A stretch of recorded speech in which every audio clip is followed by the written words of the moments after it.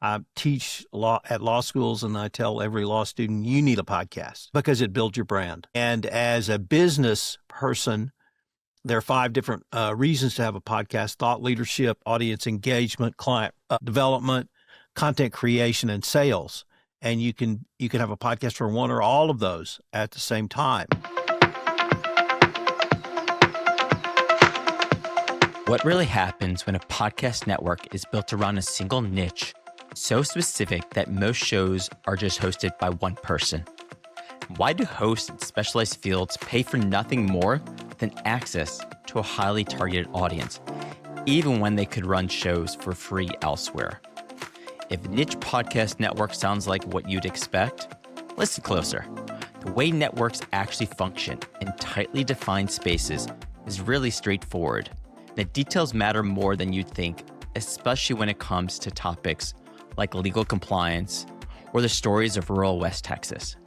Today's guest is Tom Fox. He began as a lawyer, turned to consulting, and launched his first compliance podcast network in 2017 to amplify a book project. Since then, Tom has operated 2 networks, each hyper-focused, one reaching professionals in legal and regulatory compliance, and another spotlighting the Texas Hill Country, all with a model that puts niche above everything else. I'm Greg Wasserman, host of this amazing show, Podcast Network Insights. I've spent 15 years in advertising sales, and since 2021, I've been immersed in the podcast industry. As we believe life is about time and relationships, you never know where one conversation may lead.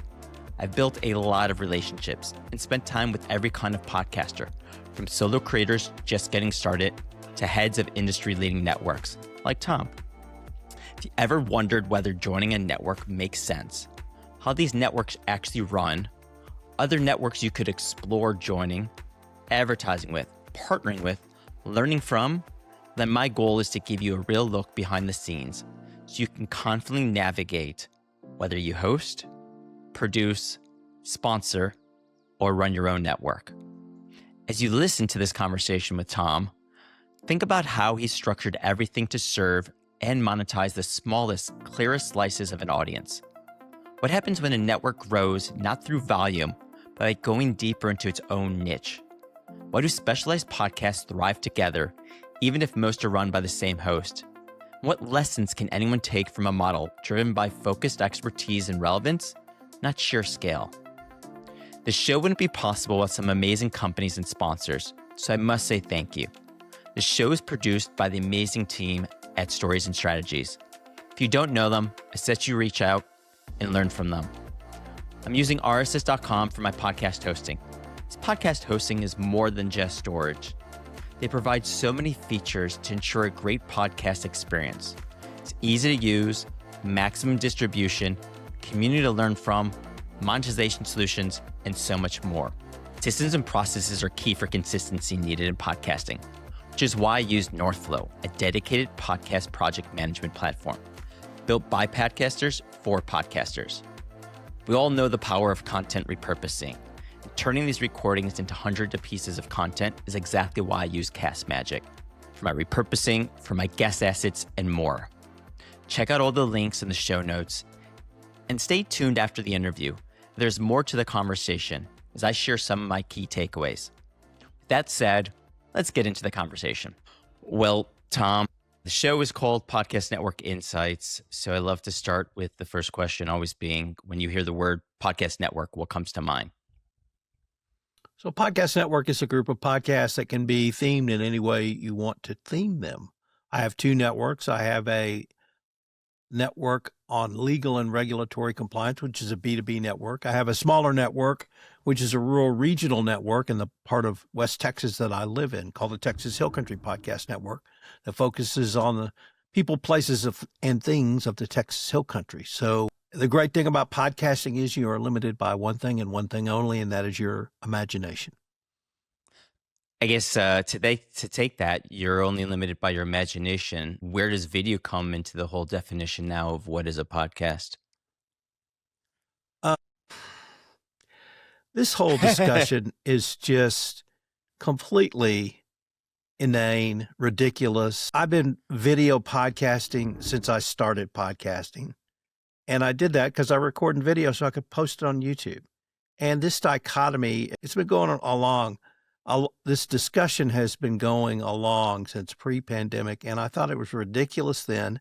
And I think it's ridiculous now. If you want to do video, do video. If you don't want to do video, don't do video. The audio format is incredibly powerful and incredibly well received. My YouTube numbers are minuscule compared to my audio podcast numbers, and I'm fine with that. Who wants to watch two guys talk for 30 minutes or an hour? Maybe some people, but listening to them, yeah, I could do that. So I just completely reject that.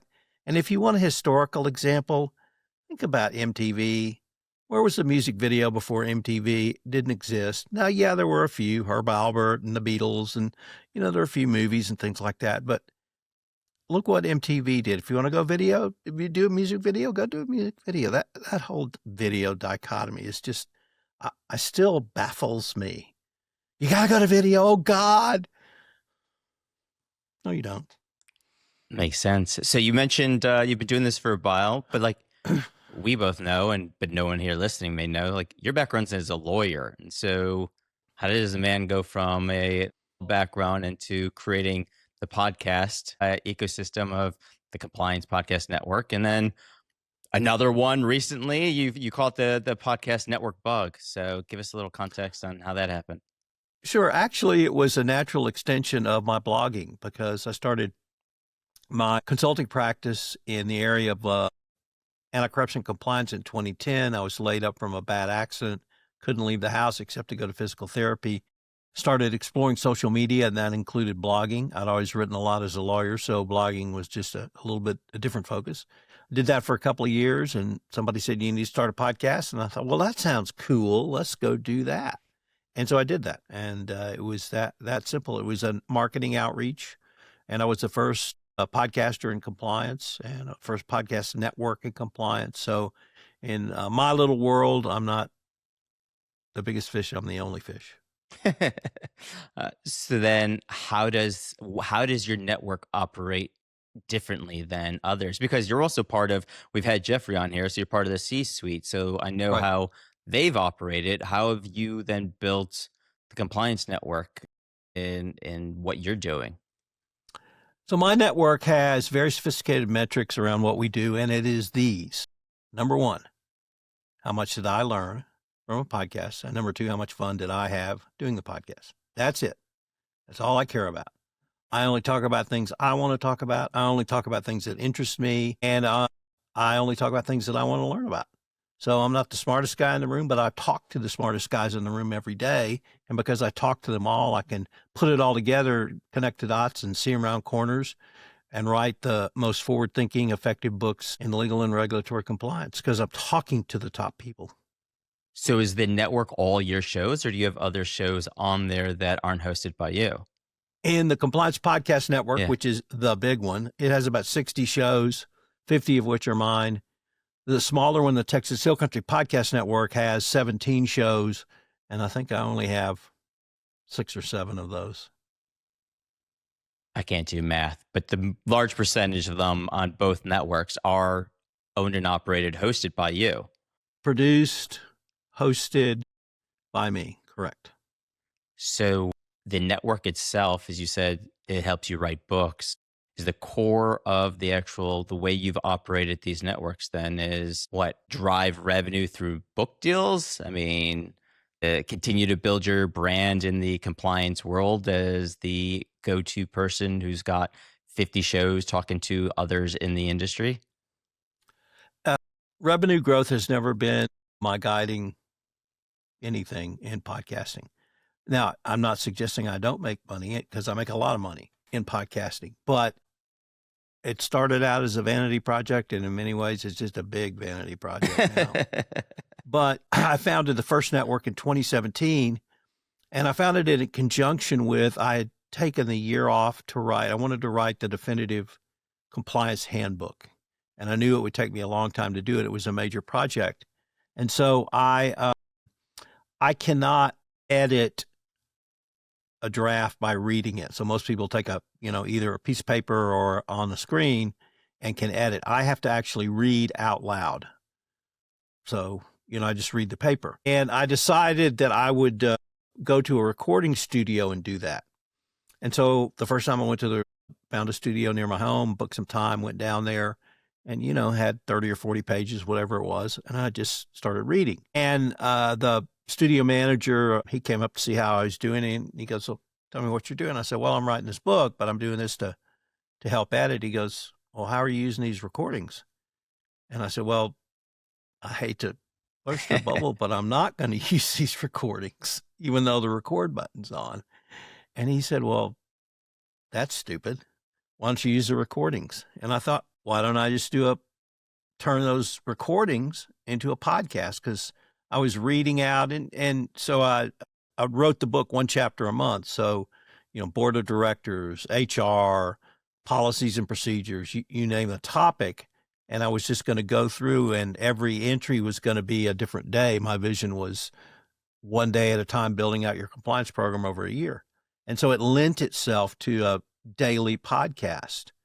And so I realized I could do the book editing, because literally I was just sitting there with a piece of paper and a red pen, circling. I wasn't deep editing. And they would give me the recording on a thumb drive, and I just uploaded that and created a daily podcast called Compliance Tip of the Day.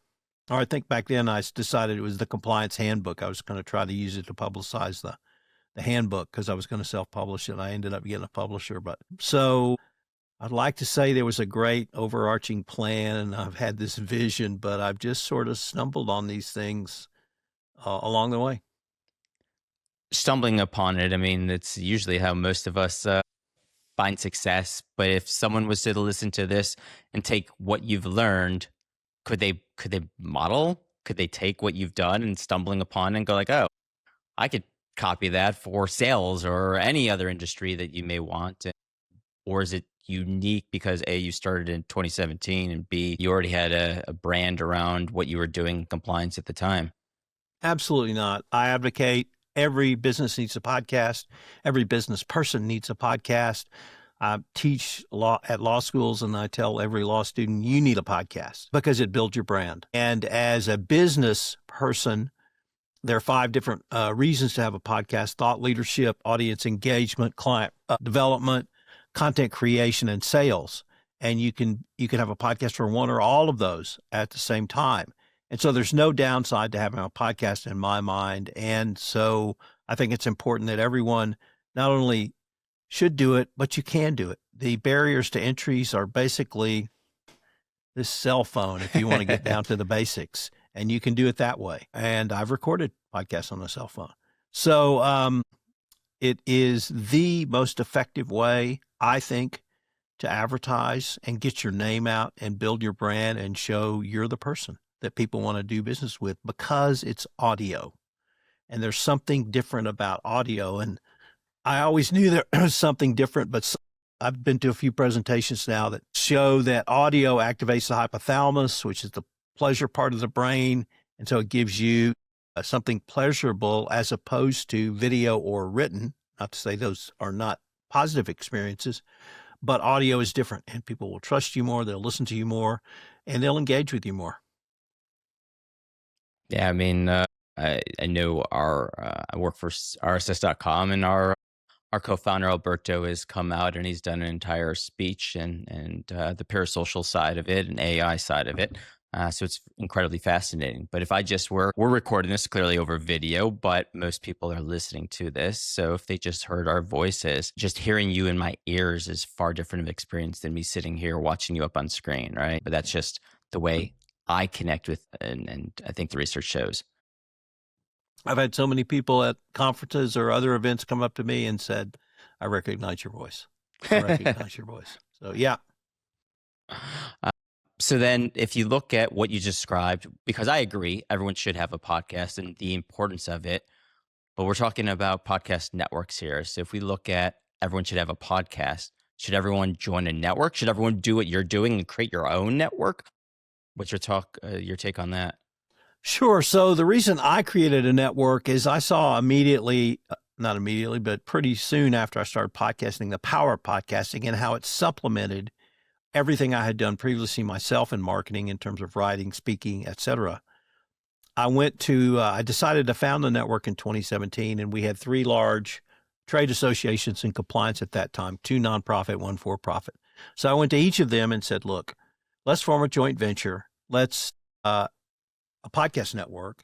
We'll put all of our podcasts in the network. It will not take away from anything you're doing. It will completely indeed supplement everything you are doing. And not that I would ever suggest anything anti-competitive, but we'll corner the market on all advertising. And the responses were a range from what's a podcast to nah, not interested. So I just said, bleep it, I'll do it myself. And I did. That's the origin story. So would you advocate then someone else do that, create their own network, or join? I mean, you've got what you said, 60 shows, 50 of them your own. So 10 ultimately said, hey, I'll come join you. And I'm guessing there's others potentially out there that could join your network that have decided to stay independent. Got a new one today. I have a network, and I'm part of a network. As you know, I'm part of C-Suite Network. I joined C-Suite Network deliberately because I wanted to be a part of the largest business podcast network. If asked whether you should form a network, I would probably say something along the lines of, if you have a niche, then I would advocate forming a network. And I obviously had a niche in legal and regulatory compliance. I have a niche in the rural part of West Texas where I live. I was not the first podcaster in the Hill Country, but I was the third, but there was no network. And so if there's a structure that you can create that is niche, not, the business podcast network or the sports podcast network or whatever the other broad category you might think of, if you can have a niche, then I would advocate, yes, absolutely do it, because obviously the power of having more podcasts grows the network. But as I am a part of a network, I understand that from both sides of the fence. So since you are part of the C-Suite network, how does that operate? Network inside of a network. We've had Rachel from Nova Entertainment on here kind of talking about that, but each one operates differently. And having had Jeffrey on here, knowing what his model is, how does compliance operate with inside C-Suite? So I'm the compliance guy at C-Suite. I'm the only person with compliance podcast for corporate leaders. Many of Jeffrey's podcasts or the C-Suite Podcast Network's podcasts are aimed at entrepreneurs, small business owners. I have a little bit different focus. And once again, I'm unique within the C-Suite, but I wanted to be a part of an organization that was larger than myself. And so I actually joined the C-Suite in 2018. And then if we look at anyone that hasn't listened to that episode, Jeffrey's like, great. He's got the fast channel. So your stuff is able to get larger distributions. So you're like, all right, I can get my own audience, but then tack on to another network and get what they've got. Right. So it exponentially increases my distribution.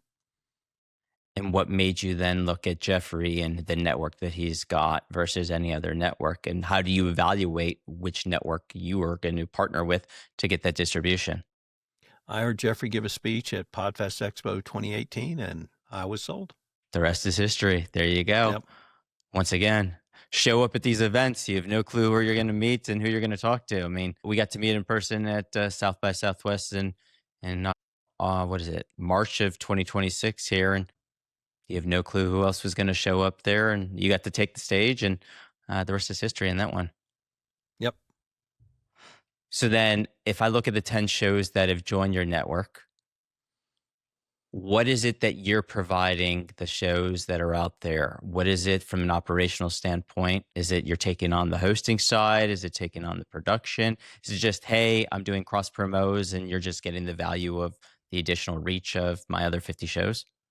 Yeah, it's really all three, Greg. I have 50,000 daily followers. So if you come on my network, you have access and exposure to all of those. As my podcasts are distributed out through my network, there are some shows that I simply produce. There are a couple of shows I host and produce to create branded podcasts for businesses and law firms. So then the tech stack that you're working with from a network standpoint, is that another reason that a podcast would look to join you versus staying solo? Well, I make it very easy. I can do everything, or I can just post. And the one that signed up today, they do a very good job. They're short, kind of 5-minute snippets, or I think they would say an espresso shot of compliance. But they want access to my network, so they're just going to put them out through my network. And when we take a show on the network, we publicize it heavily on social media, so I have a whole social media team that hammers social media. And is there a cost to join the network? There is. We're in this for money. So I'm assuming you've got different costs if you were to produce it or just join it. So how does that work? And what do I get? Is there a community component to the network, or is it literally just the exposure? It's literally just the exposure. So the lowest level would be just send me your podcast and I post it, or even you just upload it on to the Compliance Podcast Network and I publicize it, something like that, all the way to fully branded, I host, I produce, etc. Create show notes, and then create all of the collateral social media marketing materials. And do they have to join the hosting company that you host your show with, or no? You don't even have to aggregate all the shows onto one platform. Typically, well, I shouldn't say typically, about half join my hosting company, which is Megaphone, although they were bought by Spotify. So maybe it's Spotify. And then half have their own hosting companies, and they just upload directly on the Compliance Podcast Network, whether it's Libsyn, Blueberry, Burberry, any of those sites, or rss.com. Yeah, makes sense. So a person would pay. So what questions are they asking you? Going like, hey, is this the right place for me? Why would they not join you is, I guess, the better question. Because think about 2017, I get it. They're saying, what's a podcast? We're in 2026 at this point. So why wouldn't I join, the Compliance Podcast Network? The biggest reason I get is $150 a month. Oh, I could never afford that. And people that they don't want to pay. They don't want the exposure. I'm like, okay, that's fine. So I charge $150 a month to put a pod on my network. And if they don't want to pay it, that's fine. Which, if we go back to the thesis of every business should have a podcast, the cost of, $1,000 a year, $1,500 a year, right? Give or take. I'm sure they're going to get more business, especially if they're in the legal world, which is kind of funny, right? And that's ultimately $150 in marketing. Right. And I give them all the social media marketing collateral for their own personal use. So go figure. And then do you also go find advertisers? Typically, the advertisers in my space are companies in the compliance arena, because I don't get large numbers per show. I have huge numbers across the network. So I think last year was 5.2 million hits across the network. And so that's what I can bring. But individual podcasts, I would say, are maybe 3,000 to 5,000 per pod. So, but if you have a compliance product, and typically that's either a SaaS software product or an AI product now, I have the audience you want to talk to. So I have the specific niche of the audience that compliance companies and service providers want to talk to. So I'll do an ad hosted read, something like that, in a pre-roll or post-roll. I think we talked, you do all baked in. It also gives you a higher sponsorship sale that you're able to do. Is that correct? Or do you do dynamic? Yeah. Okay. All baked in. All baked in.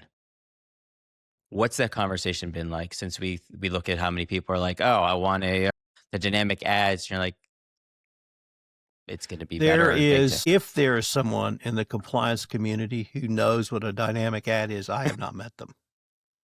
Period.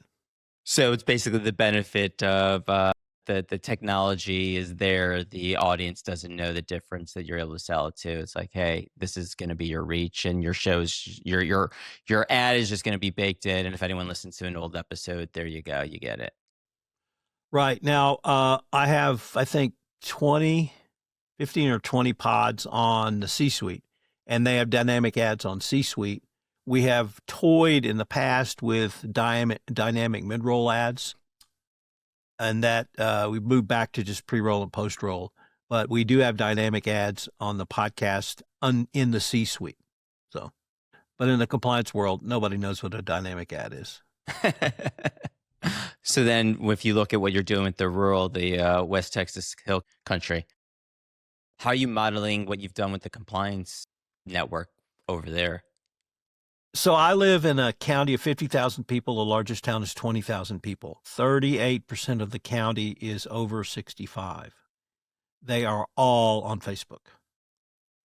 And so I go around to small business owners and say, you're in our 3-day-a-week newspaper. And I know how much it costs because I've been in that newspaper. I can give you as many subscribers as there are to our 3-day-a-week newspaper at a lower cost. And once again, it's not going to take away from anything you're doing. It's completely supplementary. But why not go to where your audience is? And because of the unique demographics of this county, that's something they understand. And literally, we have as many followers on Facebook for the Texas Hill Country podcast as there are subscribers for the 3-day-a-week newspaper.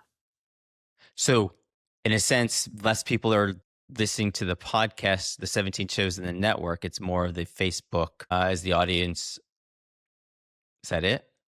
No, it's the delivery platform of Facebook. The podcast still get good numbers on, my podcast. And surprisingly enough, I cross-posted on the Compliance Podcast Network, and some of my biggest and most popular episodes come out of personal interest stories from the Texas Hill Country. So if you were, because we believe the value of local and niche. I agree with you, what you're doing. Would you see someone else? Or is it so unique to where you're at that's why what you're doing with that new network works? Oh, no, it is not me or the place I live. It is any place, any rural area, I think is going to have similar demographics and similar dynamics. And so that's what I talked about at South by Southwest, that a rural podcast network can be a very powerful tool in 2026 America, both for storytelling and for advertising and simply getting your message out. And I'm trying to talk about that on as many platforms as I can to get people thinking about that and thinking about there's money to be made because there's business opportunities in rural areas that I don't think people have thought about before. And then are you then able to take if we throw in the community component of podcasting, the more shows you're able to get onto the more shows, the more people you're able to start a podcast, therefore to join the network allows you to have that I guess the ability for more people to listen, more people to understand, more people to just get their voices heard. And frankly, to tell more stories, because some of the podcasts are simply to tell the stories of the guest, which, if I interviewed a 94-year-old guy who'd written a book, and I interviewed him on his book, and at the end of it, he said, well, I've always wanted to write my autobiography. I said, well, you've written 10 books. What's the problem? And he hemmed and hawed around, blah, blah, blah, blah, blah. I'm like, stop it. Here's what we're going to do. You're going to give me 10 one-page outlines of the chronology of your life. You're going to sit down with me and do a 30 to 60-minute podcast on each outline. I'm going to give you that transcript. That's going to form the first draft of a chapter of your autobiography. I'm going to get a 10-part podcast series out of it on your life. You're going to get the draft. You're going to write the autobiography, and then you're going to publish it, as he self-published all his books. So we did that. And I want to for that podcast series, and he got his book out. But here's the best part. Unfortunately, he died after he finished the book, and then he passed away. And at his funeral, his oldest daughter, who's my age, 68, came up to me and said, I learned more about my dad from that book than anything he ever told me. Thank you for doing it. So I tell people, you want to record your parents' memories. You want to record your aunt and uncle stories. You want to record something. You want to have a legacy of your family. Do a podcast. Do a 10-part podcast series on dad, on mom, on Aunt Josie, on, Uncle John, whatever it is, and have a record, because some legacy is going to come along and read that someday and say, yeah, that was my grandfather.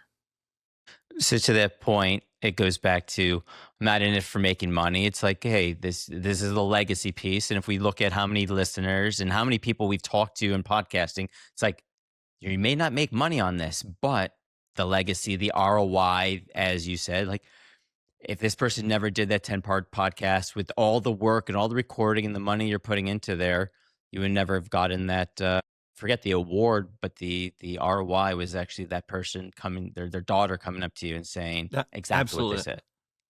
It's one of the greatest things that's ever happened to me in podcasting. So where does it now, with that thought, I mean, I'll throw in the AI conversation. All that conversations that you're now recording, this 10-part piece, is all being thrown into AI for someone else to access. Worried or no? Oh, absolutely not. It's just another piece of technology. Look, I just won a gold award for an AI podcast with AI generated voices, which absolutely stunned me. And the only reason I did it is on a lark, because a friend of mine in the corporate world who's very advanced in AI for her company told me about Notebook LM. And she challenged me. She said, do a podcast with Notebook LM. So I took a book I had written 10 years ago, broke it up into chapters, did 10 separate chapters, let the AI of Notebook LM interpret what I wrote. And then there's two voices, male and female, that discuss that. And I won a major podcast award. Now, I identified it. This is AI generated voices. I wrote the text. But what I learned from that, Greg, is something I've always known. People care about quality content. I can't remember the name of the podcast company that's using AI now. I don't want to say Inspirit. It's not Integrity.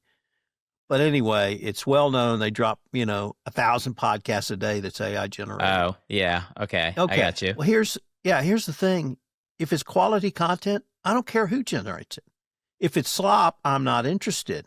But if it's quality content, if it's an AI looking at a text of a book, interpreting that text and saying, this is what we learned from this case study, that's going to be not simply of interest, but something that I can learn from. So if the AI quality output is high, I think it's absolutely valid to have an AI generated podcast. If the quality is crap, then I'm not going to listen to it. Their business model is a little different in terms of they don't care whether it's good or bad. They may say, oh, it has to be good. And we listen to 1.1% of them to test because they're selling dynamic ads because they have such a large network. So if you want to go back the other way and look at it from that, and I've heard estimates on podcasts, they're making, 10,000 a week, maybe. Yeah. So some serious coin. But I am not worried one iota. I fully embrace AI as a research assistant, as an editorial tool, as an interpreter of what I have written. And I feel like as long as you let people know, hey, this is AI generated voices, once you make that disclosure, it's up to the listener. And that podcast series, which I did as a test, literally to see how the series would do, I said in the outro, AI generated voices, Notebook LM, please comment one way or the other so I have an idea. Not one comment. And the numbers were about 80% of my highest podcast numbers. So pretty solid numbers. I mean, let's be honest. You've been podcasting for a while. We know getting feedback from anyone is always difficult, right? So it always amazes me when I get a message. It's like, hold on, why? I had no clue you listened to this. That's amazing. But yeah, it's not shocking that no one wrote or commented, even if you've got 10,000 listeners that still tuned into it. Right. So I fully embrace it. Is there anything as we move into, the future here that you're looking forward to for what you're doing with not only your podcast, but the podcast network? Well, I'm trying to refocus my efforts on my rural network for a couple of reasons. First is the administration cut funding from NPR and other public service media. And most cities, I live near an urban center, I think you live in an urban center, who have NPR stations. Those stations still have funding locally, and they still have money, and they're still doing a great job in their local urban areas. What they're not doing anymore is going to outlying rural areas, such as where I live, and doing human interest stories, which is what they used to do. And because of the cutback. So I see a either a market opportunity or a market need for someone to step in and tell those stories. My town is too small for a television station, too small for terrestrial radio. As I said, 3-day-a-week newspaper. They do good for a 3-day-a-week newspaper, but that's a limiting factor, and they don't do audio. I see a real opportunity, and I'm trying to convince other people there's an opportunity, and I'm trying to grow my local network in a way that will demonstrate to others there's something here, and we need to take advantage of it, and that we can be a part of podcasting, can be a part of the civic institution of a community if you tell stories.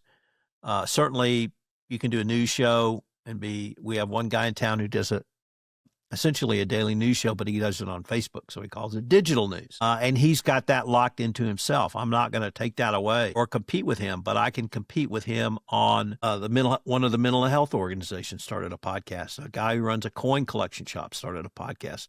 I have an author's podcast. I have an artist's podcast. I have a songwriter's podcast. I have a musician's podcast. I have a movie director's podcast, all locally focused. So I want to tell those stories. I think that's a key piece because like hearing you talk right now reminds me of we have a podcast in the network and it's all AI, but it's for every city's news, like a 10-minute little news. And they just created that. You're doing it from a rural, but I think the core piece here is storytelling. AI can go ahead and generate a lot of the news pieces. Like, all right, let me pull the news feed and drop it into a AI voice and have it come out. But if you actually then want to hear the stories of the local town or the history or the person, that's going to need somewhat either human involvement, or you could use an AI voice, but there's still a human element to it. Absolutely. We have a couple of people who write. One woman writes a once a week his local history column in the 3-day-a-week newspaper. Our mayor writes a history column in the guy who does the digital news, he does a daily newsletter once a week. He writes in there. I've approached both of them. I said, why don't you guys do a podcast as well? All you have to do is take what you've already written and read it. That's good enough. If you don't want to do any more than that. And so I'm in discussions about having a crime podcast of crime stories that happened in the Hill Country over the last 100 years. I'm trying to start up sort of a cold case files for the Hill Country if I can get access to closed police files, things like that. Just different stories. I love it because, Tom, like you said, what you're doing, everyone could be doing this. Every market. I mean, you're right. I live in Los Angeles, but you could have what you're doing outside of rural and just have it in the major city, but like it could just be the Hollywood version of it, the West Hollywood version of it, the Silver Lake version of it. I mean, it doesn't have to be the massive city side. Here's the inspiration for the Rural Podcast Network. And this was long before I moved to the Hill Country. I lived in Houston, and I think it was 2018. And I was at Podcast Movement, and I can't remember which city. I was in line for a drink, and there was a black woman behind me, and I started talking to her, and she was from Brooklyn. And she had a podcast network for her block, literally. She had 6 shows of businesses, that were on the ground floor around the block where the apartments on her. And she said, my top show is a exterminator company. But she had a plumber and she had a dry cleaner. And I thought, that's absolutely brilliant. How do you get more geographically defined than a block in Brooklyn? And somehow she was able to focus by geofencing the podcast narrowly enough she could advertise to the neighborhood in the few streets beyond the neighborhoods. And that's where I got the idea. Like I said, I didn't get to implement it for 5 years, but I'm like, that's brilliant. So yeah, whatever defined area you can think of, you can start a podcast network. And so what about the marketing? I mean, you've got 50,000 people. So I guess you've built the Facebook group, but go back to this lady in Brooklyn. Like what advice would you give to someone, and how do you market this local niche network so that it can either pay for itself, or you could at least make the value of it needed besides just, hey, these are great stories. We should just have these great stories. Don't expect money to come from this. Well, let me give you this example. A friend of mine in Kerrville grinds stumps. So yeah, it's a thing. tree stumps because there's a lot of cedar trees here and they're invasive for many reasons. And so there are a lot of people who cut them down and grind the stumps.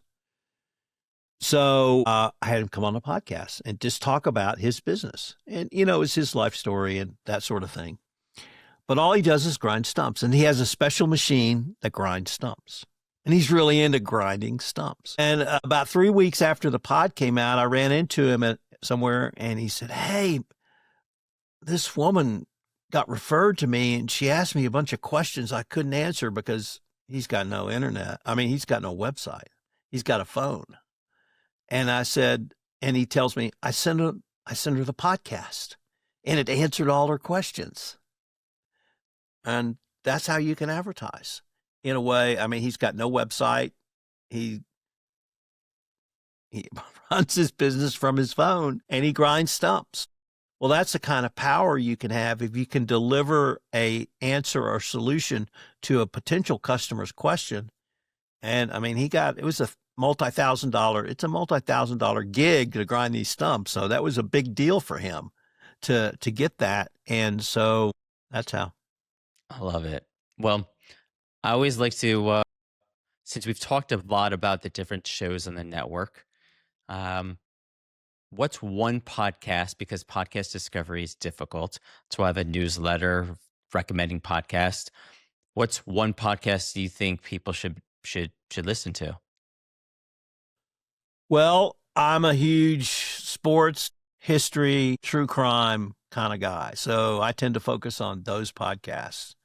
But the podcast that won the Worldwide Podcast Award for 2025 is called The Rest is History. And it's one of the best history storytelling podcasts I've ever heard, and I listen to it religiously. So that would be the one. But if you're not a history person, and it's not the right one for you. Good to know. Since you've written lots of books, and I always use the analogy of people are like, "Oh, there's too many podcasts." No one ever complains about being too many books. So what's one book that you would recommend to people, whether it's something for fun, something for education, something in your repertoire, anything? I would recommend to them my latest book, which is available for pre-order. It's called After the Deluge, Disaster, Recovery, and Resilience After the Guadalupe River Flood of July 2025. It's the story of the disaster. 119 people died. It's a story of a rebuild, and it's a story of resilience of our community based on the greatest natural disaster flood in American history. It's available at Stony Creek Publishing for pre-order, and I'll send you the link when we finish up. Thanks so much. Well, I guess we've covered 3 different networks. Your history on going from law into the podcast space, your passion for it, your belief that everyone should have a podcast. Is there anything else that you want to cover here? 2 things. Yeah. Number 1, I am always asked, what's the 3 biggest mistakes you've made in podcasting? And the answer is always the same. I've never made 3 mistakes. I've made 1 mistake, but I only made it once. And every podcaster makes it, but you only make it once. I've never made any other mistakes because everything else has been a learning experience. If it's bad audio, who's that on? Is it this? Is it me? Is it the guest? If it's a crap interview, that's on me. If the guest is not good and it's not prep, that's on me. So those have been learning experiences. Something I don't know anything about, well, I better learn about it if I'm going to talk to this person. Now, the mistake I made, and I only made it once, was forget to hit the record button. And we've all done it. And one time I flew to Boston to interview a Harvard law professor. I interviewed him for 3 hours. He gave me a great interview. And at the end, I looked down and I said, "Why is that red light not on?" And he thought I was an idiot, and he declined an opportunity to re-record. So I always double check to make sure the red light's on. The other thing is, what's the most important thing in starting a podcast? Get off your duff and start. That's it. Just do it. You don't have to be great. You don't have great audio. You don't have to have all the toys like you and I have. Just start. I love it. Well, Tom, it's been a pleasure. Thanks so much for joining me and for sharing 3 different networks. that anyone that's listening to this can get an understanding of how 3 different networks operate, where the network opportunities are that most people are probably sitting on, and the opportunities that they can, not just for monetizing, because everyone loves how to figure out how to make money, but truly what I love, the true ROI of podcasting, which is far deeper than just the financial side of it. Absolutely. Thank you very much for having me on, Greg. I appreciate it. And thanks for you doing your podcast. This is a great, there was a need in our little niche for talking about networks. That's what I figured. Well, you made it this far, and I truly appreciate it. Most of us don't. So if you give me a few extra minutes, let me share my thoughts on my conversation with Tom. At the start, I brought up Tom's whole approach, building networks around a defined niche. Sometimes a subject matter, sometimes literally a geographic area. And it struck me that what makes his network work isn't about a generic quote-unquote community vibe. It's about real specificity, tightly drawn lines, purposeful curation, and a strong backbone of programming. Most of it hosted, produced, and distributed by one person. Besides this, there are a few other things that I walked away from this conversation. First, what really surprised me was how Tom started the network. Not to make money, not to chase scale, but just to support a book project. Editing his draft out loud, recording those edits, and then deciding, why not make them into podcast episodes? It's a far messier, more generic path than most of quote-unquote launch plan. It makes you rethink what counts as an origin story from a network. So many networks seem engineered from the jump, but here's one that really evolved by accident and still became the quote, only fish in the pond. Second, Tom runs everything with 2 very personal metrics. How much did he learn from a podcast and how much fun did he have? That's the decision filter, not audience size, not ad revenue. The implication is subtle, but big. A network doesn't have to optimize for outside metrics. It can serve the host's curiosity first, and as a result, the show's value, at least in a niche, actually increases. It's very different from how most networks operate. Third, there's something quietly provocative about how he structures value for other shows that join his network. There are no big promises around community. It's almost the opposite. It's just exposure to his audience, social channels, and the marketing machine he's built. There's a fee, but what you get is clear. The reach. Maybe not the warm fuzzies or lots of hand-holding. It's transactional, but in not a bad way. Most creators wouldn't expect that. They might even second guess if that's enough. But it's honest, and it's probably why it works. It makes you reconsider what you'd want from a network. And fourth thing, I keep coming back to this idea of how he's applying the same ideas to hyper-local podcasting in rural Texas. Not just as a play for numbers, but as a way to record stories that might otherwise vanish. Like helping that 94-year-old guest turn podcast interviews into his autobiography. The business case is there, but so is the legacy. It's not flashy, but it makes you realize networks can quietly reshape what gets remembered. There's a lot in there to sit with, and I'm curious what you learned. Once again, thank you for tuning in. To those that have rated and reviewed, reached out with comments, thank you. Make sure you leave your review, subscribe on your platform of choice. And as I say, life is about time and relationships. You have no clue where one conversation is going to take you. This is why I'm able to have this show and provide you these great conversations. This is why I love networking. So you have no clue where listening to these conversations will take you, now or in the future, but I do know your future self will thank you for tuning in. I live in LinkedIn. Reach out. Let's talk. To those who've already done so, I appreciate you. That alone means this podcast has value, and it's creating more conversations. I have a newsletter that promotes podcast discovery because podcast discovery is incredibly difficult. You'll find that on my LinkedIn. Subscribe where you listen. New episodes come out every Thursday. And until next time, I appreciate you.